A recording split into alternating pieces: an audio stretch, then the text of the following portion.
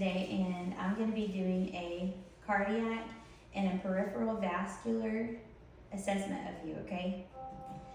It's good to assess your cardiac function and your flow, the flow of blood, because that supplies all the blood to your arms and your legs and all the things, okay? So, what's your name and what's your age? Noah, and I'm 12. Okay. Do you have any questions for me before we get started? What's your middle name? Who's that one? Okay, so the first thing I'm gonna do, hold your hands out, your arms out straight in front of you. Okay, your arms are symmetrical. Your hair is evenly distributed. The temperature of your skin is warm and dry. Your skin turgor is good. Your capillary refill is good. Can you gently grip my fingers? Okay, your grip is even and strong. Can you flip your arms over? Thank you. These are your radial pulses, and these are your brachial pulses. Okay, so we're done with that. So the next thing I'm gonna look at is your carotid arteries. These are right here. You never want to palpate both of these arteries at the same time because you don't want to cut off blood flow. So I'm going to palpate these.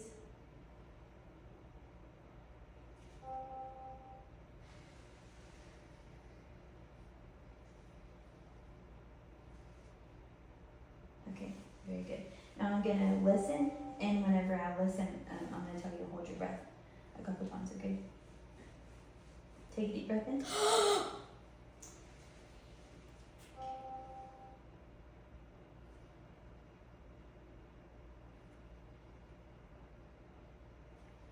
Okay, now calm out and take another. No, don't. Be serious, I'm serious.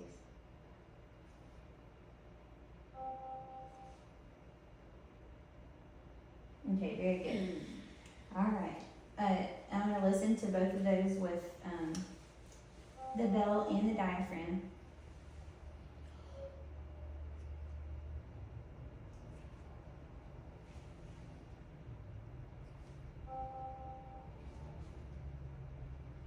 Okay.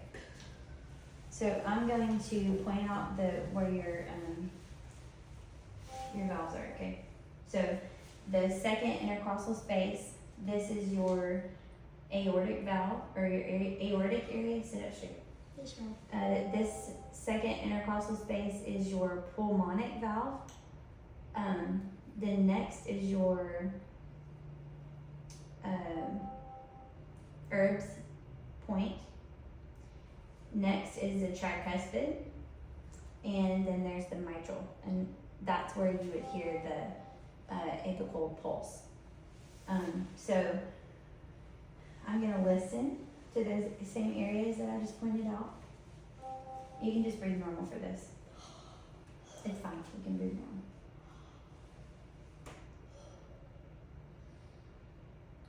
Stop. Go.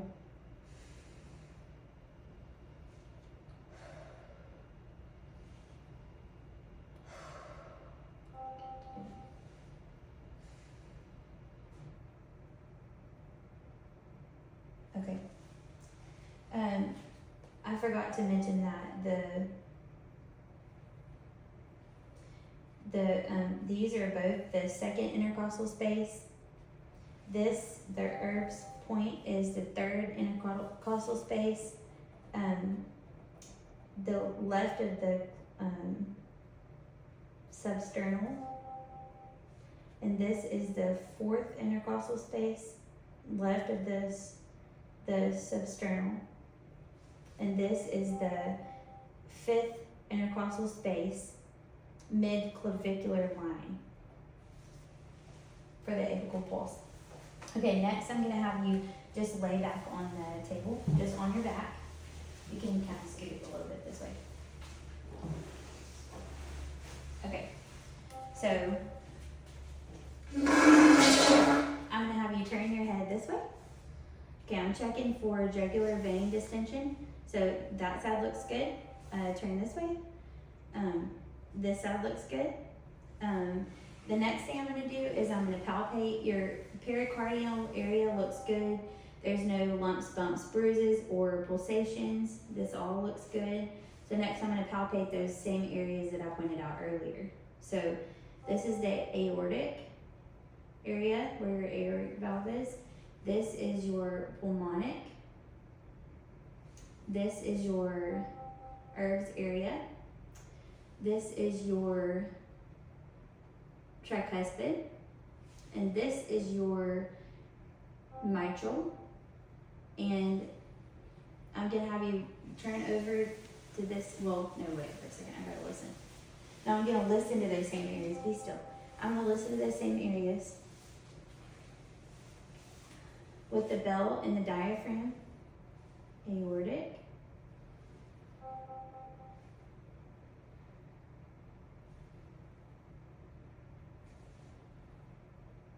So kind of roll over onto your left side for a second. Okay, that's good. Okay, now back on your back. Okay, now I'm gonna listen again.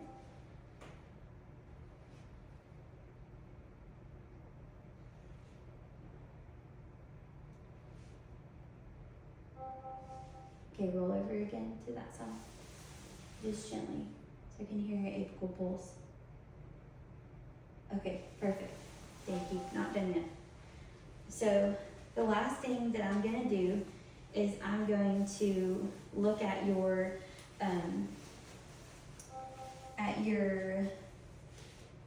lower extremities and make sure that your circulation is good, that your hair is evenly distributed on your legs.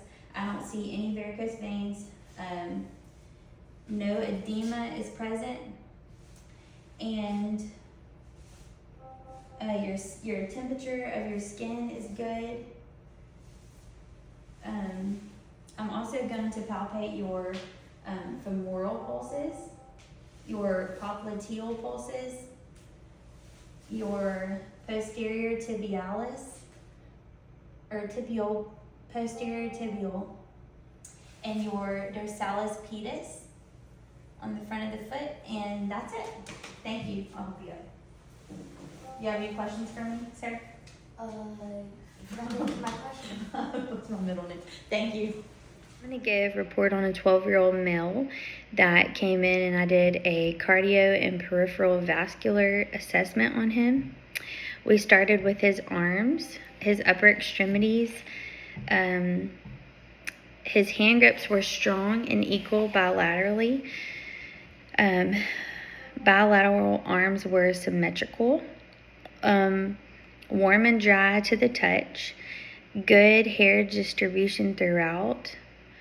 His turgor was appropriate, bounced back for his age. It was appropriate for his age. Radial and brachial pulses were both palpated equally bilaterally. I then moved to his carotids and inspected them. No lumps, no bumps or bruises, or pulsations were noted. Palpated them one at a time. Both equal bilaterally, and both were strong. I also listened, no murmurs and trills noted. Listened to his heart while he was sitting with the bell and the diaphragm. Educated the patient on area and location of each valve. I did this sitting and lying. Both S3 and S4 were noted. No murmurs were present or trills noted. Assessed for jugular distension. No jugular distension was noted. Next, I inspected the pericardium. No abnormalities noted. Palpated all areas of the heart with no tenderness nor pulsations. An apical pulse was noted at the 5th intercostal space, at the mid-clavicular line. Also did the left lateral and mid-clavicular line. I moved to his lower extremities. Bilateral legs were symmetrical, warm to the touch, hair distributed evenly, no varicose veins noted, no edema noted bilaterally. Femoral, popliteal, dorsalis pedis, and posterior tibial pulses all palpated and were equal and bilateral.